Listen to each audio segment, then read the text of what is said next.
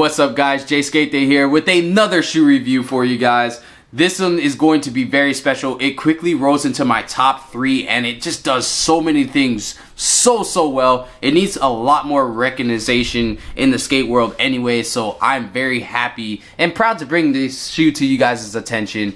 This is a review of the New Balance 770. So this shoe is a cross trainer from the 90s brought back to life as a skateboarding shoe so that we could enjoy some of the good stuff put into a cross trainer but also get the most out of our skate shoe. And I gotta say that after skating this shoe for now almost an entire month, this shoe has been my favorite skate shoe to skate since the 440s, and it is literally butting heads with the 440s. And if I could get properties out of this shoe and putting it to the 440 mids or 440 highs, I forget if it's a high or mid top really, but if I could put some of this stuff into that shoe would probably be the ultimate skate shoe. Or if this shoe just came in a mid top, because I love mid tops, I wouldn't skate anything else. That's as far as I'm going with this shoe because it is that good of a skate shoe. So the New Balance 770 is an all suede version in the black and gray version that I have right here, minus these TPU pieces that are on the side panels here, and then the cage system that's on the heel counter. So you got suede on the double piece upper toe box, you got suede on the side panel, suede on the heel counter, suede on the sides coming back in. It's going to feature a very thin tongue, but the tongue doesn't really need that much with how the upper is made, and it just adds to the comfort of the shoe. It has the tongue centering straps on the inside, that internal booty system as Tactics likes to call it. I also like calling it that just because it sounds funny. And then you have a very nice insole that's going to be thin but very comfortable. It's the same insole that you have in the Reynolds, but trust me, it works far better in this shoe in my personal opinion. And then you have this nice midsole that's going to be nice foam back here. It's that C-cap foam that is far upgraded from the C-cap that's in the 430s. And then you have this like cross trainer outsole to keep it nice and heritage to the cross trainer that this once was. And then it also is very grippy. It does bend very much so in the toe box, but not so much in the heel because this is a cup sole shoe. This shoe is not a true size fit. I actually got this a half size smaller, and it fits better as a half size smaller shoe, especially for those who skate a lot of New Balances like I do or know their true size fit. I would go a half size down if you cannot try this out at your local skate shop. But if you can go to your local skate shop and they have a pair of 770s, try these on first to make sure that a half size down works best for you, because a half size down that works better for me in this shoe may not work better for you. Just because everybody's foot is different, you should check them out and try them on if you get the chance to. But if you have to buy them online, I do recommend you go a half size down first, especially if you skated any other New Balance shoe. Now that we got the simplicities of this shoe out of the way, let's go into the deep dive of this shoe, in which I have New Balance up on my computer because I need to read about it. There is too much going on with this shoe for me to remember off the noggin. So let's go on ahead and dive into what makes the 770s as great as they are. So as I mentioned to you guys earlier, this is a cup sole shoe. It is a cross trainer for the 90s repurposed for skateboarding in the numeric line, which is what makes it better for us as skaters, but it has a lot of crazy things going on with it. So let's go on down the list. So it has an integrated counter reinforced foot frame system, which is that heel counter piece I was pointing at earlier, this gray piece right here. It's going to separate it from the midsole, but what happens with that is that it's going to offer a custom stability for you. So as you're standing in the shoe, as you're taking impact, as you're skating the shoe, this is going to add custom stability for you. So that's why the outsole of the shoe like peers outwards, because as you sit in the shoe, as you add your weight and the different movements that you do, it's going to give you that custom stability. So it's going to make it harder for you to roll your ankle. It's going to make it harder for your heel to be able to like move off to the side or shift around or anything of that nature. It's just going to give you better stability overall, which is something that I felt right away as I was skating this shoe. And as my foot like completely adjusted within the first session, mind you, it didn't change from that point forward, which is awesome that you can even offer that in a skate shoe, which is something that you normally get from an insole. So, and specifically an orthotic insole at that. So that's really sick that New Balance is doing that and offering that to us as skaters. It does add to the reason why the price point is so high, but if you are looking for that comfort this is definitely a shoe that you need to check out because it is definitely not like anything else in the market. So we have a double layer toe cap that is 0.8 millimeters thick. If you guys have watched any of Rose Anvil's videos when they do the suede testing on skate shoes and things of that nature, you will realize that 0.8 is on a thicker side of suede. It is actually extremely thick for suede, which is going to add to the durability and the lifespan of the toe box of the shoe. Like I said, I've been skating this shoe for almost an entire month, and this is all that's happened on this little area of the toe box here. I've like opened this up, but not even as much as I would the 440s or any other double toe layer cap shoe that I've had in the past. That is a very small amount for the amount I've been flicking in this shoe and all that stuff, and I know that I can go another month before I would actually put a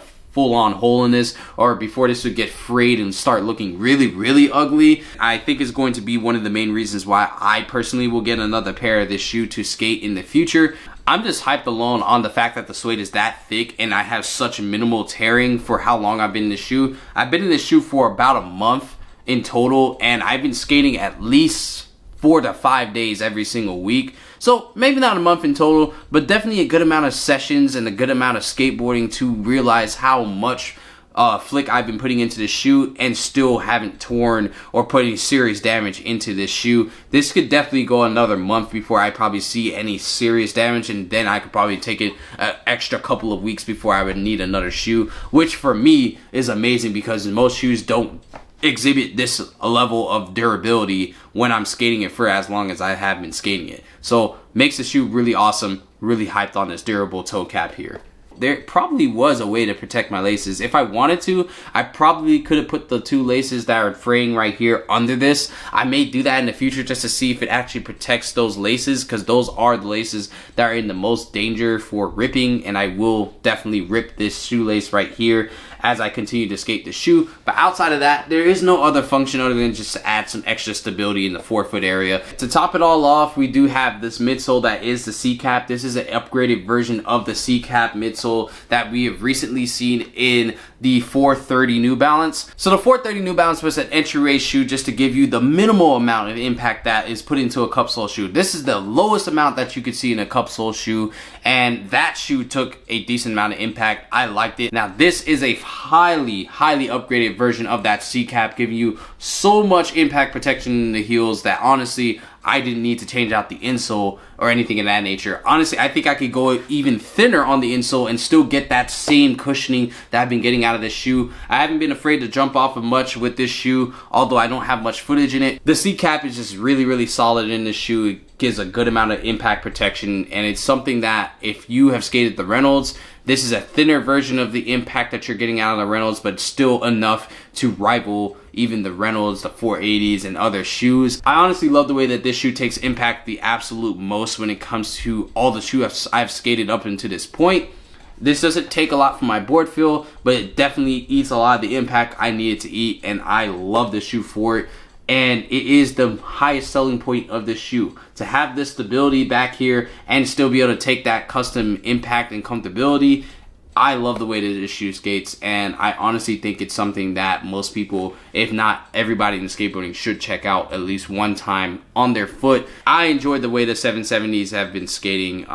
This is probably my favorite skate shoe to date, and honestly, if they make a mid-top at any point in time, this will be the #1 skate shoe I've ever skated. It's rivaling the 440s right now. The Jocelyn Etnies that I had in the past are still #3 to those shoes. But like, to have a shoe quickly become my #2 and literally be like, if I were to grade the 440 and the 770, they'd be literally leveled with each other right now. And the only thing that would possibly put this shoe over my 440 highs is just being a mid-top or a high top, if they ever do that. And I'm saying it right now, if they ever do that, it's a minimum cop of probably like 3 to 5 pairs of this shoe, and it will be my #1 skate shoe. I enjoy the way this shoe skates. I highly recommend you guys check out this shoe. This is a review of the 770s. I got mine a half size smaller, and it fits perfectly like that. I think it's because of all the materials and the different things that go into a cross trainer that they brought back from the 90s. They probably used the same shoe last from that pair in the 90s, so this shoe is going to fit a little bit smaller, being that they're using different lasts than what they currently use. and that's okay. I highly recommend that you guys check them out at your local skate shop to see if you need a half size smaller, and to just make sure that this shoe is a overall good looking shoe for you and that better fit for you. I plan on getting the all white pairs just to, you know, hang out in, cruise around in, all that good stuff. I just love the way the shoe looks, and that all white is super attractive to me, so I'm going to go on ahead and get myself a pair of those. This has been a review of the New Balance 770s. Hopefully you guys check them out at your local skate shop. If not, buy them from an online shop. If you can't do that either, then check out New Balance's website and support shops through them or something of that nature. But anyway, try to get your hands on them if you can. I know Black Friday is coming up. Hopefully these will be on sale for you guys, because if they're on sale for me, then nobody's getting a pair of 9.5s in the state of Arizona. That's being said right now. Anyway, hopefully you guys enjoyed this video. If you have, hit that like button. And as always, make today your day. It's Jay's Skate Day. And I have an update for you guys if you've made it this far in the video. So stay tuned. Okay guys, so my update is not really a fun one. It's going to change up some content for the channel for a little bit, but I recently tore my MPFL and my MCL, so I'm going to be out for a while. I don't have any answers on if I'm getting surgery or not just yet, but I know that I will at least be out for the next 3 to 6 months from skateboarding, which is pretty heavy for me. I've had similar injuries that have put me out for that long. Like when I tore the ligaments in my ankle, I was out for about 3 months or so. Maybe it was 4, and I was able to come back strong from that with some minimal issues on the ankle there. This one's a little bit more grave because what happened to me wasn't anything that was major the way I felt. Like it wasn't like I was skating anything massive or anything like that, but it was one of those like freak quick accidents where like I was able to get up and not feel the pain then, but then the following day I lost all the movement in the knee for the most part. It's been a lot of pain in that general area, and to then get the MRI that basically confirms that yeah, I tore everything in that area of the MPFL and the MCL, but at least the ACL is still intact. I don't know how they want to move forward with that, but if you guys could send your prayers, I'm going to be praying hard. I'm going to be trying to get out as much content for you guys as possible. Work on some videos that I know I owe you guys still. But the channel's still going to be going on. I'm going to still try to upload as much as I can every Friday, so stay tuned. If I do miss a day or anything of that nature, I will make a community post or Instagram post or let you guys know. Maybe I'll stream some skate.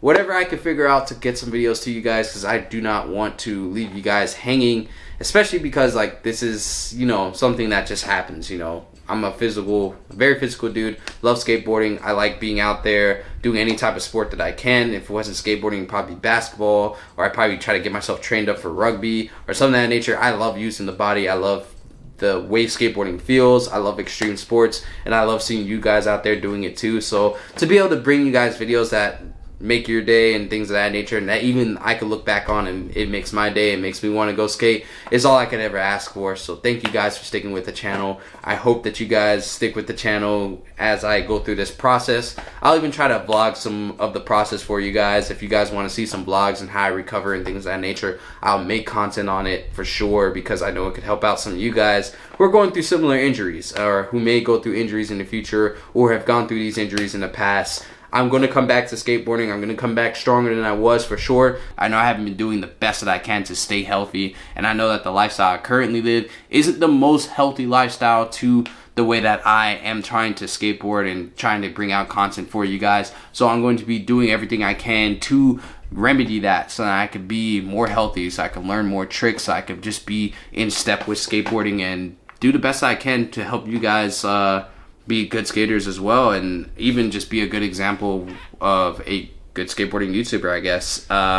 There's a lot of guys out there who are also making content as well. My homie Zion and my roommate Dom, Kevin is out there, Sean's out there. There's a whole plethora of YouTubers out here that are out here, you know, just putting our bodies online to make content and skateboard. So I want to shout out to all the YouTubers out here doing it and staying as healthy as they can skateboarding. I will be out there rejoining you guys very, very soon. It's Jay's Skate Day. As always, make today your day. Even with this injury, I'm going to find a way to make it my day as well. And I will catch you guys in the next video. Peace out.